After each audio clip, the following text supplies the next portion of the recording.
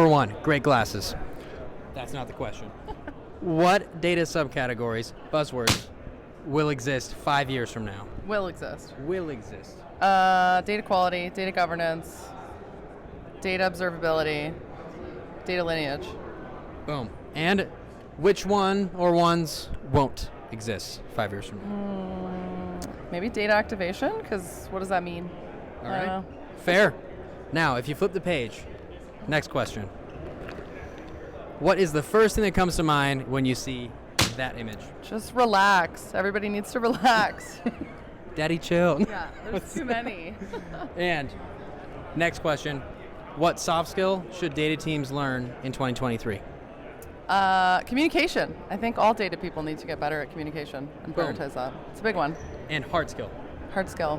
Could be like SQL, Python, or it could be like project management, you name it. I don't know. That's a good one. Hard skill. I mean, more advanced DBT stuff. Like all right. Transformation. And very last one. In your experience in your career, if a marketing person or a salesperson tracks an error on a dashboard, how do they tell you? They send me a Slack DM, and then I tell them to go to the support help channel and send it there. Boom. Done. Thank you very much. Awesome.